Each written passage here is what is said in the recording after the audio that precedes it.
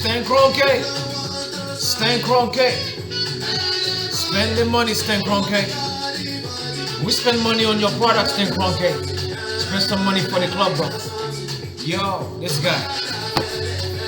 Sheesh.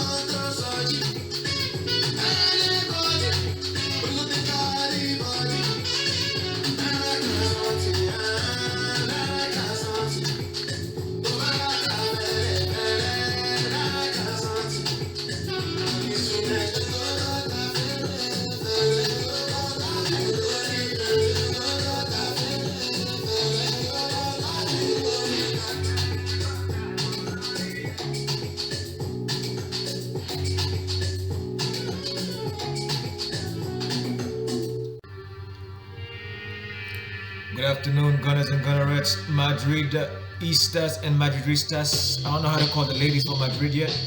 But ladies and gentlemen, this is the Great Iron combined with the Underground Football Show. And if you notice, I didn't put the video yesterday because football season has been dwindled down. As I told you guys in the beginning, I am, well, nowadays I can say it without any hesitation. I'm only an expert in college football. Professional football is too tricky for me to dissect on the exact specific day I give for college football. It's a different concept and I have to adapt to the way they do things. College football, we have some upgrade next year, 12 team in the playoff, but for this year, for the NFL, it just keep teaching me on an annual basis. It's not like college football where my studies are very straightforward because they're kids. They're playing with this excitement where a major contract is not on the line and stuff like that. So this is what the NFL is a bit different compared to college football. But today for this presentation, I will make it very short, quick, swift. I'll make sure you get your bets. I'll make sure that you are also given a couple of boxing matches. That's one boxing match and then one MMA match I think for this weekend. Let's get these out of the way first. Now, for those of you who know the Russian sensation from Quebec, Laval, Quebec, I believe he lives in Montreal now, Artur Beterbiev. He's Canadian naturalized. He will be fighting this weekend. A lot of people are not aware of this. They will be fighting in Quebec City. That is the capital of the province of Quebec or the state of Quebec, Canada. This weekend, they will be fighting. I believe the fight is at 10 or 10:30 to 11. Ladies and gentlemen, Artur Beterbiev will be defending the belts versus Smith and at the Videotron Center in Quebec, Canada.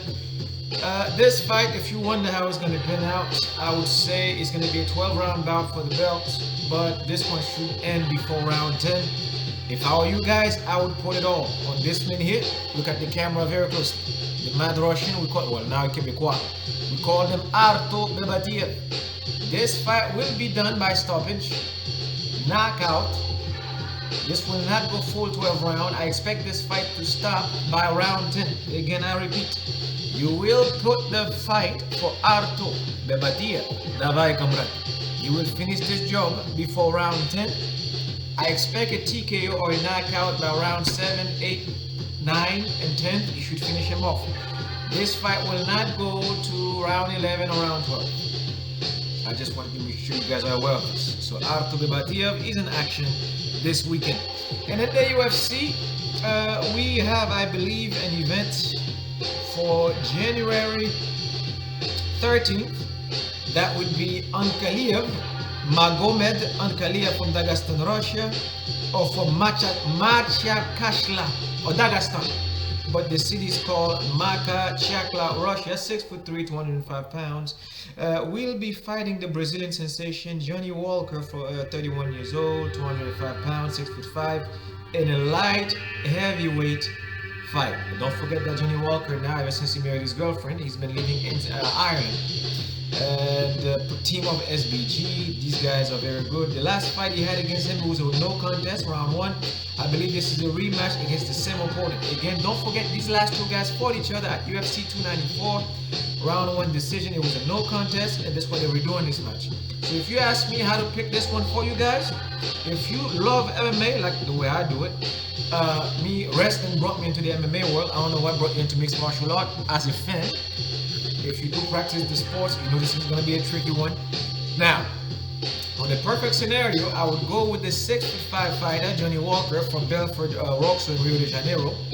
But knowing how Russian fighters, even though he have the height disadvantage, you had 6'3" versus Johnny Walker who's 6'5", the weight is still the same, but the technique will come to play here. Now, I'm not trying to be biased because I love wrestling. Don't forget in Russia, they love Greco-Roman wrestling, but they have something that belongs to them in their culture. It's called Sambo wrestling. The stuff Khabib practice, the stuff Islam Makhachev practice. You know when these guys go to the ground, you will not come up unless they allow you to get on your feet. So, for this one here, as much as I get respect for Johnny Walker, he's wild with the strikes, unpredictable with the elbows, unpredictable with the knees, unpredictable with like some wild uppercut, but he will need to discipline himself if he wants to win these 5 rounds. If he does not, he will lose to Magomedev Ankalaev, who won 17 matches in a row, 1 draw, 1 loss. So I will go with the guy who practices both Roman Greco wrestling a lot, and the guy who practiced Russian Sambo wrestling. And trust me, they say once these guys get on top of you, that 205 pounds will be translated now, converted into 400 pounds. Extra weight, you will drop it all on you like a ball. So these are the only 2 fights I have. So go with Magomedev Ankalaev. Even though the first fight was a round 1 no contest, it's going to be a rerun for this fight. Me, I would go with Magomed Ankalaev because of his rest, his ground game. Striking in favor of the Brazilian. Muay Thai is sick, kickboxing is sick, his boxing is crisp, but all that will mean nothing once you are taken to the ground. So be very careful. Go with Magomedev Ankalaev to win the match. It's going to be on the ground, so I expect TKO within the 5 rounds. Notice I did not say round 1, round 2, round 3, 4, 5. I said within 5 rounds TKO. You can do it from round 1 all the way to round 5. But this fight, I have a feeling, just like the first fight that happened between these two, round 1 decision, this will not go the full distance. Now we get the combat out of the way. Let's get straight to the nitty-gritty, which is the NFL for the wild cards. Now, for those of you who are new in the NFL world, doing this year, remember, before I do, I would like to give my congratulations first to the Michigan Wolverines for your wonderful achievement for the year of 2023-24 by going undefeated all the way to the finals since after World War II, since Harry Truman was the president of the United States. This was the last time Michigan Wolverines, we're talking about 1930, 35, 36, 37, 38, 39, 40. Michigan Wolverine now, after so long, is crowned champion, and teams like my team, Alabama, Roll Tide had to be sacrificed. Ohio State had to be beaten. Georgia, Michigan, magnificent achievement. There is nothing. I'm proud of what you guys did. And this has transcended all the way down to my coach at Alabama announcing his retirement. Was it the day before yesterday or yesterday? Which broke my heart because now I've known the guy for 10 years. He's like a football. I don't know how to describe Nick Saban. So, how a New England Patriots fan would describe Bill Belichick to them is how I would describe Nick Saban for the program of Alabama. But life is life, and nothing is built to last. So it is what it is. A lot of people are like, okay, what is Alabama going to do? I would like to propose that Alabama should start scouting for coaches that can enter this modern day era with the confidence that Georgia have, because now Michigan Wolverines is the only team Georgia fear in the universe in college football. And they have a coach who's been at the program for 3 years, and he has delivered. I believe his name is Kirby. He has delivered for the program at Georgia Bulldogs. They are now the best team in college football. Yes, Michigan Wolverine is the defending champion. But when I'm talking, even though they're my enemy, I have to make sure I give them their dues. Georgia Bulldogs now is the #1 team in the college football. Alabama, we are way in the back now. #1 Georgia, #2 Michigan Wolverines, #3 the Ohio State, #4 Penn State Lions. I would put myself up. #5 would be LSU. Me, I lie somewhere in the 6th and the 7th place now, unless the rumors I'm hearing, because there is a rumor going on that Deion Sanders, folks, is not yet concretized. That Deion Sanders, I will repeat this again, Deion Sanders, the coach that coached the Colorado Buffaloes, the ex-Dallas Cowboys and Atlanta Falcons, and the Florida State cornerback, or best in the NFL, regarded by the pros and the experts,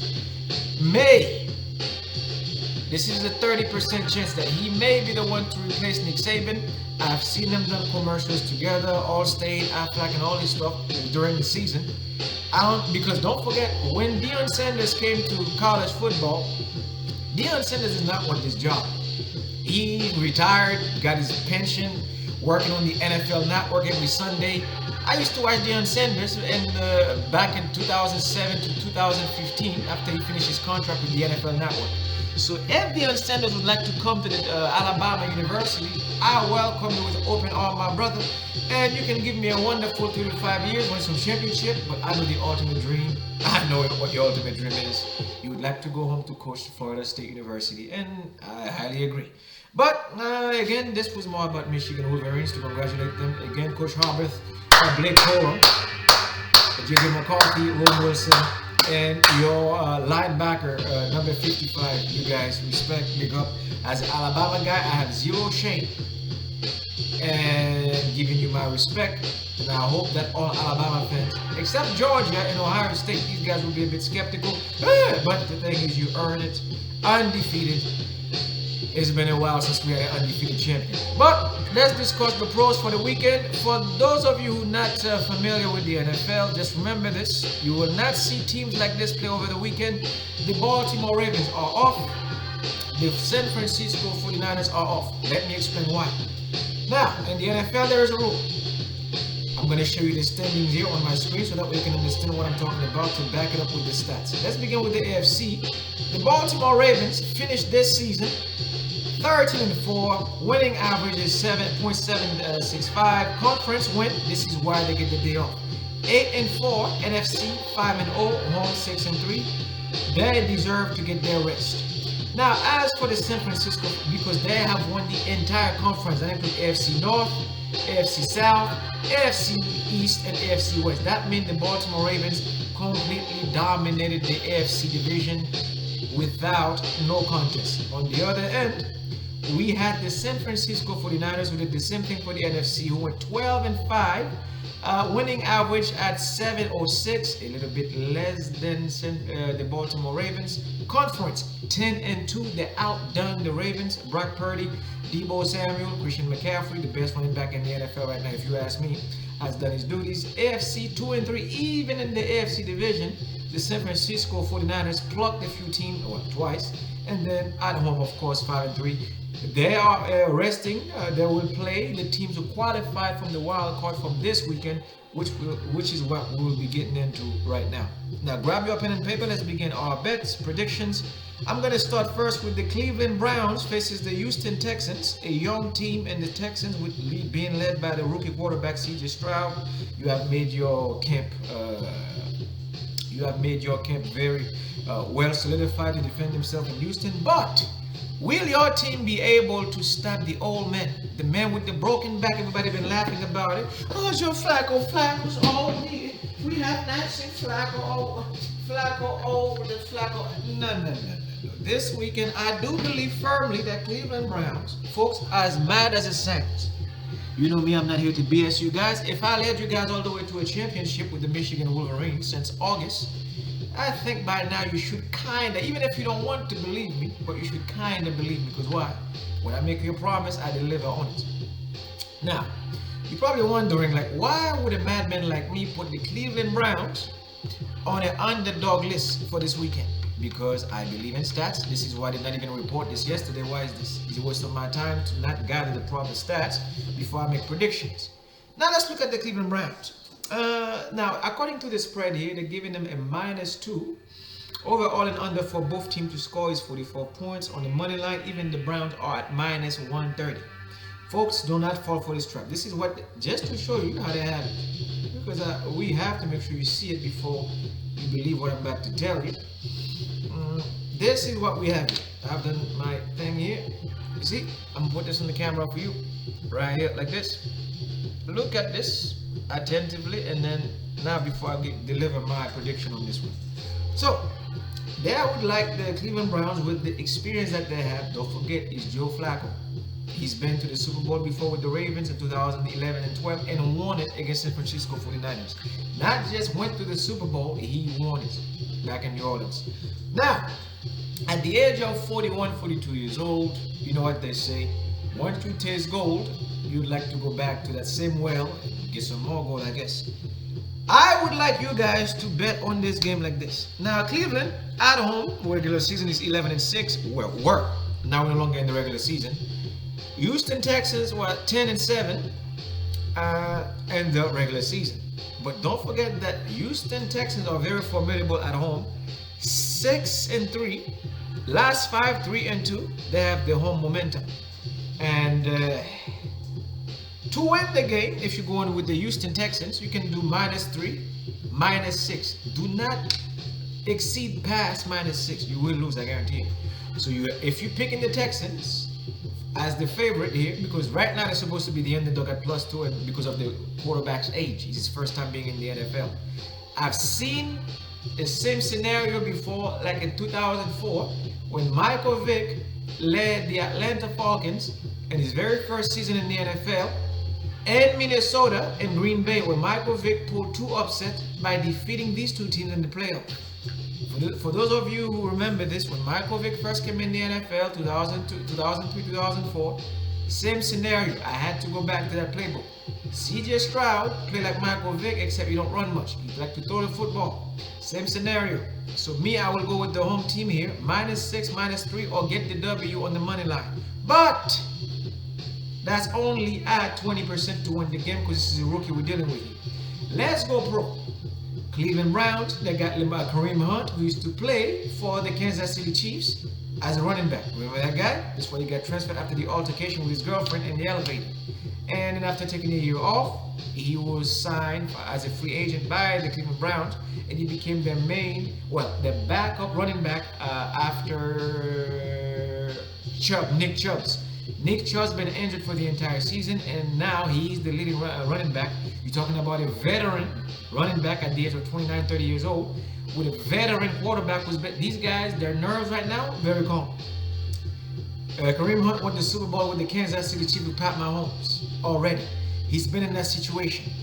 Flacco been in that situation. Of course, they're going to pick him as the favorite. So, with the Cleveland Browns, now, 80% chance to win this game as the underdog here. Well, even though they put him as the favorite tip, I would like you to go with them as a +6, +4, +3, if they offer that line to you. Underdog, Cleveland Browns all day, +6, +4, +3. Even though they put him as the favorite. Yes, you can take him as the favorite if you feel like it. But if they still get the Cleveland Browns as the favorite to win this game, go with the Houston Texans. Flip everything I just said and then go with Texans underdog. Just put across Texans underdog +6, +3, or the dub.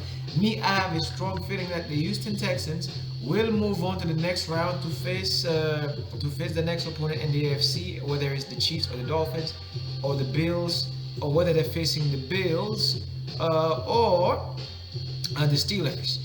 I expect Houston Texans youth. Don't forget. All it takes is one big hit and Joe Flacco will feel the old man age thing. I expect the Houston Texans to beat the Cleveland Browns. You can go with them on the money line if you want. -3, -6. But if they flip it as the underdog, go with Houston Texans +6 +3. But Cleveland Brown, or the original underdog, +6 +4 +3. I'm showing you how to do it like this, so that way you don't mess up. You don't mess it up. Just like that, you go with the favorite at the bottom, which is the Houston Texans. On top, the Cleveland Browns +6 +3. But they putting Cleveland Browns as the favorite team to win this game. I will go with Houston at home, underdog any day, if that's how they put it on your card, or as the minus. Just look at it one more time. It's the wild card. It's very tricky. It's going to be very confusing as this thing go all the way to the Super Bowl. Game number 2. This game for the Cleveland Browns and Houston Texans will be on Saturday at 4:30 p.m. All lines are open now. Remember, it is at 4:30 p.m. Eastern Standard Time. If you are in the West Coast, use the Pacific time zone. If you are in the UK, use the GMT time zone for Great Britain, GBT. But on the East Coast and North America, this will be at 4:30 p.m. Tomorrow, Cleveland Browns play against Houston Texans. On Sunday at 1 p.m., we have the Pittsburgh Steelers versus the Buffalo Bills at 1 p.m. Now, Steelers, as you guys know, I'm going to give you the record here. This will be at Highmark Stadium. With Ralph Wilson for the Bills. Bills have home advantage exactly as I wanted it. Everything is coming to play like I wanted it to happen.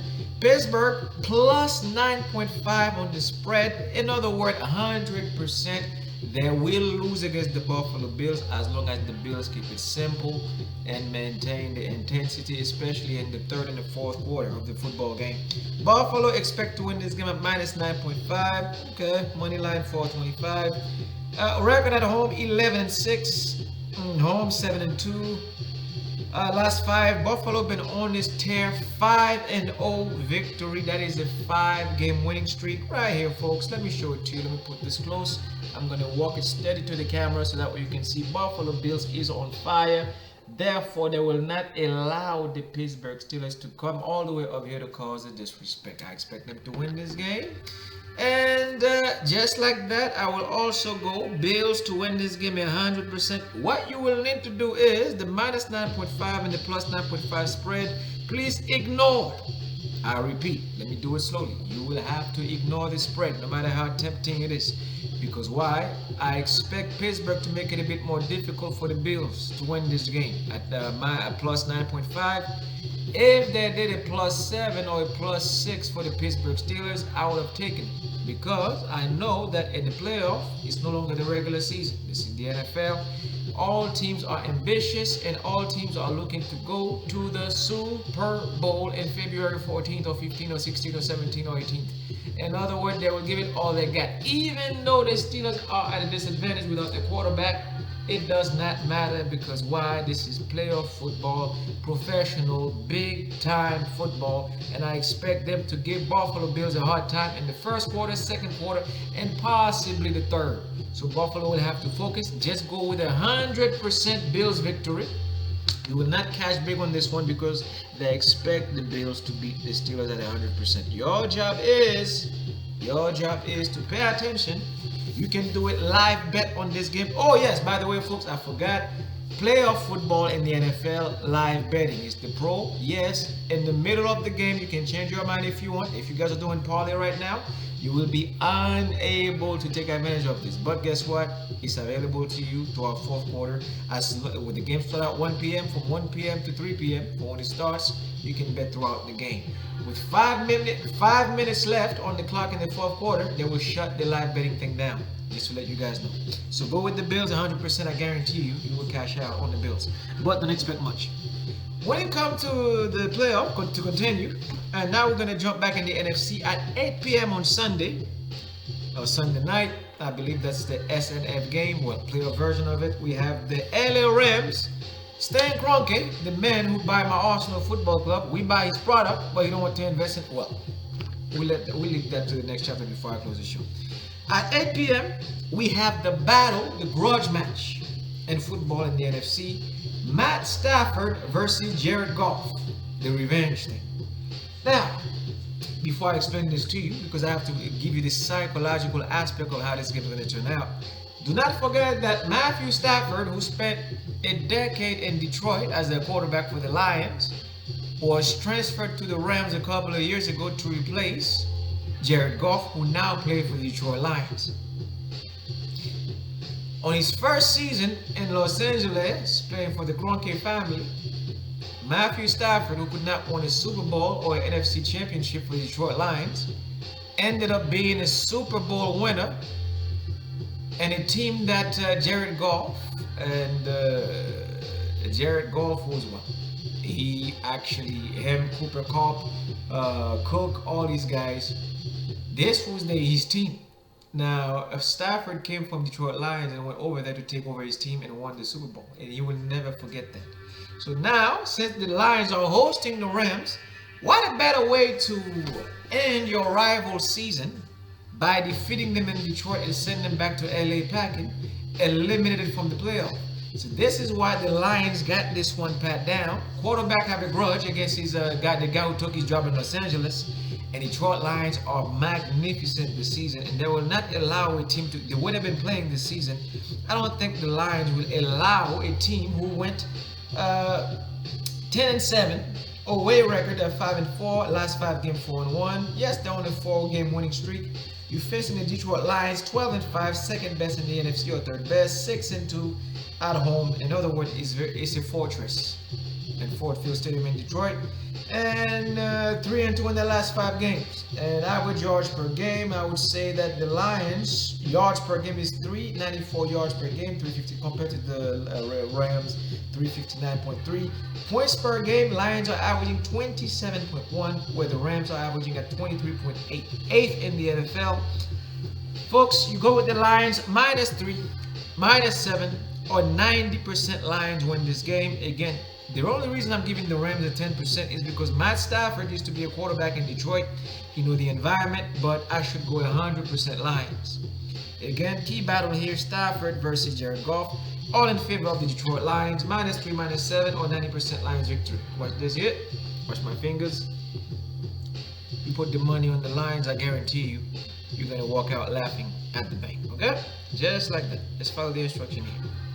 And then we have on Sunday at 4:30 p.m.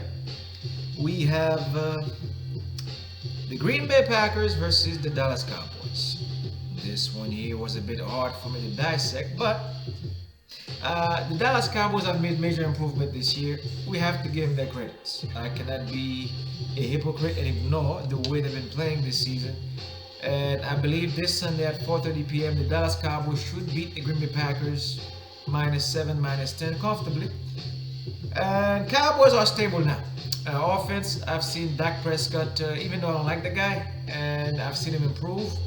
I've seen CB Lamb become what he was promised to become as, well, top 3 wide receiver in the NFL. I still believe that DK Metcalf, my guy, is the top dog. AJ Brown, but now I can say that CB Lamb have outshined all of them this season, and he's playing in the footstep of his mentor, Michael Irvin, number 88. That's the number he actually picked when he became a Cowboy a year ago. And for his sophomore season, CB Lamb not bad. And you and Dak Prescott have done well. Me, I'm not ashamed to, well, give my enemies the respect when they need it, when they're done well. Cowboys -7, -10. I believe they should win this game. If you want to go with the W, go with the DUB. But the Dallas Cowboys win this game just like this. All Cowboys, all in favor, like this. No surprise. If the Green Bay Packers, however, beat the Cowboys in Arlington, Texas, you will not hear the end of it from me. I will develop a plethora of roasting, and it will be for the whole year until I see you again in next August. Inshallah in 2024. So, Dallas Cowboys, do not crap your pants in your own stadium. And then we have on Saturday at 8 p.m. Miami Dolphins versus the Kansas City Chiefs. Miami Dolphins record is 11-6. Kansas City Chiefs 11-6. Identical. The game is at Arrowhead Stadium or the GEHA Field. And this game here, you will see that I don't know what to say. This is very straightforward. I will not even do any spread, even though they give the Chiefs a -5 and a +5 ignore this. What you will need to do, it will go with Kansas City Chiefs for the victory over Miami. What the Ravens did to Miami Dolphins in the last couple of weeks, I don't think they will be able to stop a focused Pat Mahomes. Not a regular season Pat Mahomes. I'm talking about a playoff Pat Mahomes. For those of you who know football well, especially when it comes to the AFC division, Tom Brady used to be in the same situation. Now, Pat Mahomes at the age of 27, 28 years old, you have become now the NFL's new Tom Brady. In other words, these guys have what they call the championship mentality. Brady won 6 Super Bowl. Pat Mahomes already got 2 at the age of 28. Don't forget, the quarterback's life is a long life spent. These guys can play until they're 40 years old nowadays. If Mahomes already have 2 Super Bowl under his belt, expect him to try to go for a hat trick. For a double this year. Don't forget, last year they won it. He's the one defending the belt. Miami, I don't expect you guys to do much. I expect you guys to show up, and you guys gonna try to rely on Tyreek Hill, who's an ex-Kansas City Chief. And the defense from the Kansas City Chief is the same one that he left before he went to Miami a year ago. All in favor of the Chiefs, 100% victory. When it comes to, if they give you a spread minus 4.5, just go -3 Chiefs. All in favor. Miami will lose at 8 p.m. tomorrow. Go with the Chiefs, get your money. Very simple, 100% victory for the dub, or -3 at minimum if you buy some points for the Chiefs. I believe that Pat Mahomes will defeat the Miami Dolphins. Yes, the Miami Dolphins have a better team, better offensive core. If you want to compare guys like Pacheco to Tyreek Hill, same number 10, both teams, I'd pick Tyreek Hill any day as the best. I would say Tyreek Hill is the 4th best wide receiver in the league. Well, I was 3rd or 2nd because number 1 is CeeDee Lamb, number 2 should be Tyreek Hill, number 3 is AJ Brown and DK Metcalf. Yeah. But it doesn't matter because the Chiefs defense will shut them down, and then they're gonna run the football all day, and then Pat Mahomes will dissect them in the second half. 3rd and 4th quarter, I expect the Chiefs to win this one. Easy, -3 on the spread, and that's the only spread I will go with. And then 100% W for the Chiefs to win this game. Wu-Tang style. And then on Monday at 8 p.m., the last one in the wild card is the Philadelphia Eagles versus the Tampa Bay Buccaneers. Tampa Bay Buccaneers, the end is near. You know that you don't have a team that is equipped to go past the wild card. You had a magnificent season, even though it was underperformed. This is where you make up for all that. This is where you either go big or go home, and I have a feeling that you're not going to be able to achieve such thing. Therefore, Jalen Hurts will come to your stadium at Raymond James and collect the W. Now, the Eagles, I expect them to win this game -7, -10, or 100% on the dub. Again, Philadelphia Eagles should win this game with ease, and I expect Devontae Smith from Alabama University to have a big game. We already know what to expect from AJ Brown and Jalen Hurts, and I know what to expect from the offensive line. I have to go with what makes sense here. Philadelphia Eagles got this game, and I believe they will win. Poor form for the Buccaneers will be the reason why you lose in front of your own stadium, in front of your own crowd. You guys have not done much to convince me that you can beat on a team like the Philadelphia Eagles after collecting close victories against the Packers and the Atlanta Falcons. Well, New Orleans Saints as well. All teams in the NFC, NFC South, NFC East, Giants. The Eagles will be too much. Just with their offensive line alone, they can beat you guys. So -10, -7, 100% victory for the Philadelphia Eagles. Just like this, folks. I guarantee you the Eagles will win this game, and there will not be any surprise. And the Bucs will fail, and that would be it. And then next weekend, I will have your divisional games for you guys. Don't forget, it takes 12 teams for the wild card and 14 teams for the playoff together. But the 2 teams that finish top of their conferences get a day off, and those teams are the 49ers NFC, Ravens AFC. And now